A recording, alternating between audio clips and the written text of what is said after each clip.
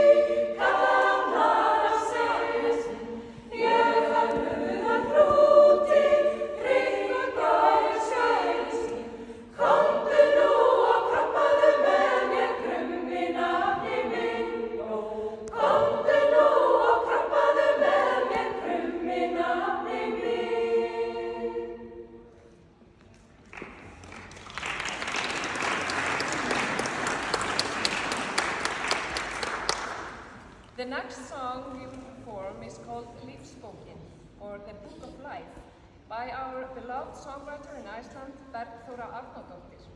She wrote this song to a poem by Laufey Jakobsdóttir, who was sometimes called the grandmother of the old village in Reykjavík, and she always stood up for minorities.